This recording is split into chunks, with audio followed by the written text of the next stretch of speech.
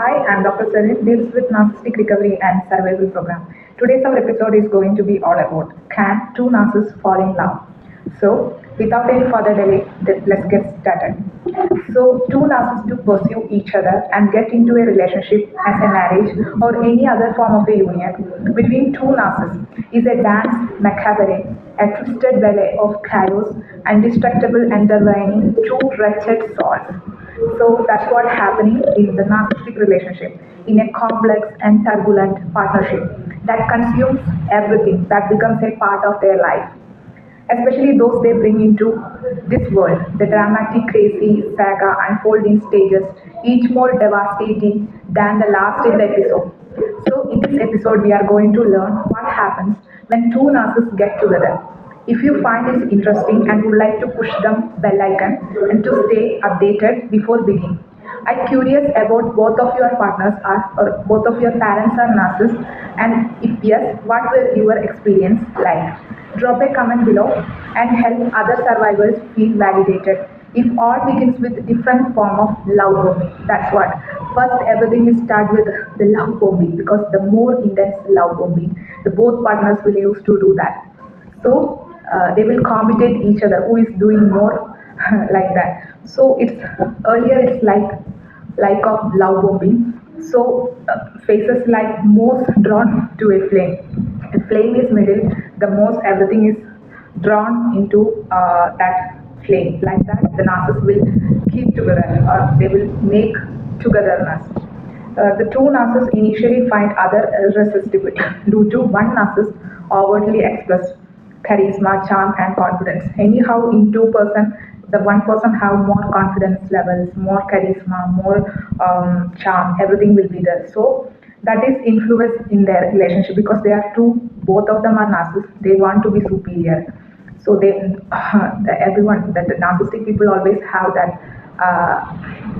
that trait to be superior. Other narcissists need for it. When I say true narcissist, I am talking about combo of grandiose, overt, that is grandiose, overt, and vulnerable, coward narcissist. The both two levels of extreme. So it is match made in hell. It's not heaven. It's from hell. They are made the match. They bask in validation they receive from each other and thrive on sublime. They get from influencing each other's ego because they both do have ego. They will experience, they will react, everything will going on in their life. So this ego worshipping, this ego feeding, creating an intoxicating connection that enshares them both. They both engage in a deceiving dance of mirroring of facade, interact with facade and co-idealization happens, which forms seemingly unbreakable and very toxic bond. They project their fantasies and desires, creating a shared illusion of perfection each other. Yeah, that's why they make to doesn't understand by society, but they will make arrangements in their self. The both person have to be very good in by seeing by society. So that's what. But then begins that power struggle. That's why that power struggle happens. Eventually, shit hits the fan, and need for the control arises. Both narcissists renewably engage in the fiancé battle of that control, attempting a dominance in relationship. One tries to subdue other, and eventually one becomes dominant, the other becomes subject. It's always happening in universe, always fighting, and the other one, powerful one, become that win the battle. That's why they become dominant. The other one always becomes subject. So that's what happening in narcissistic relationship, and the other more submissive yet subtly controlling and abusive.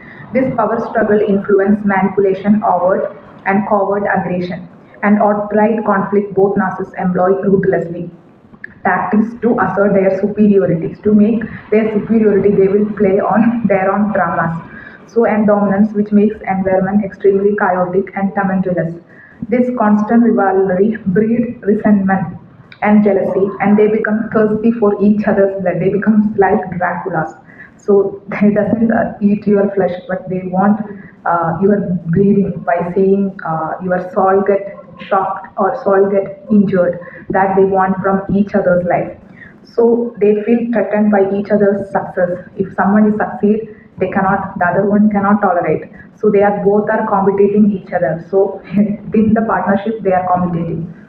So and each other's success and undermine their achievements. Suddenly, one tried to pleasing other while devaluing each other at the same time. The criticism in this kind of relationship is beyond what one can imagine, unlike a non-narcissist relationship. The narcissist criticizes the non-narcissistic one every time. So, in case of narcissist and non-narcissistic relationship, the narcissist is going to criticize the other one. The non-narcissist one is always suffering or always abusing by the narcissist one. But in case of both narcissists are in a relationship, both will sustain by a cycle of one narcissist criticizing the other.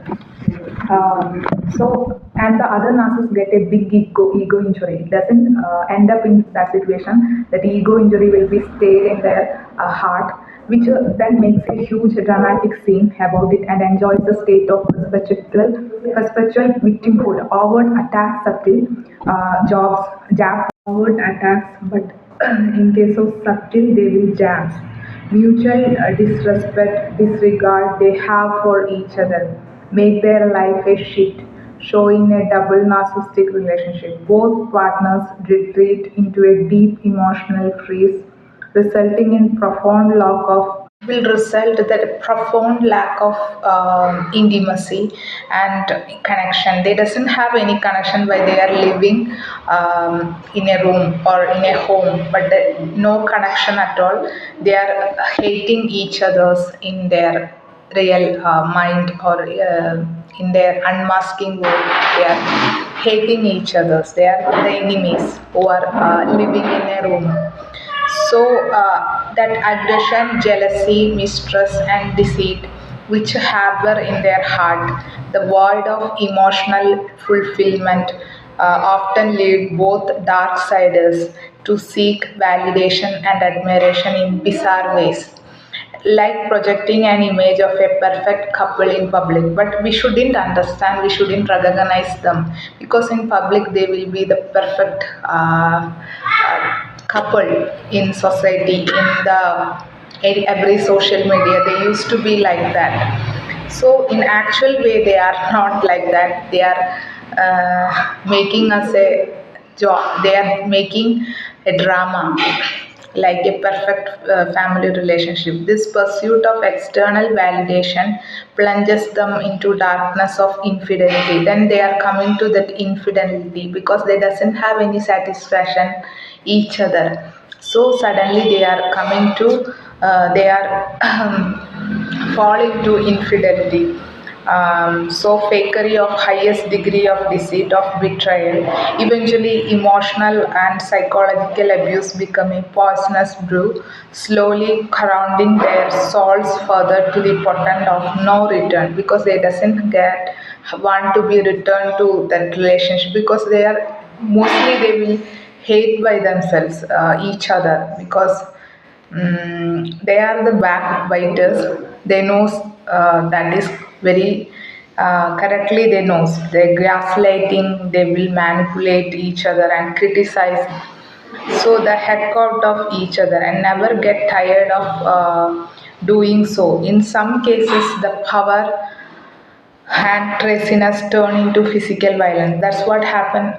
Some people they will by fighting each other they will made physical abuse also. So because of this violence, so that is turn into physical violence, and the craziness turn into pushing, shoving, hitting, and other form of physical aggression. So and only worsens over time. The biggest victim of Hellman are the most narcissistic. The biggest victim are not narcissists. No, the biggest victims are innocent children. They produce by themselves. That is the biggest victims.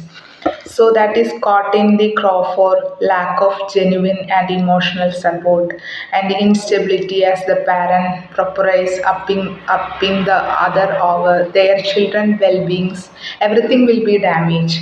So the children are forced to become adult without proper support care from their parents. They don't form a stable sense of identity and self-worth.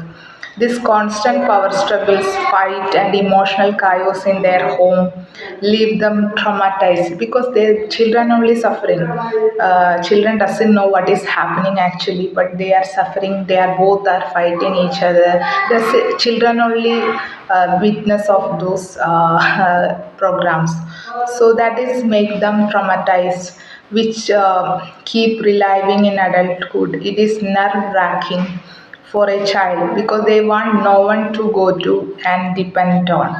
They normalize the abuse of lesser narcissists, which entrap them in enmeshment because the lesser narcissists they going to go and they will most attracted to them, but they also not good, they are not a good parent, they also misuse these children's.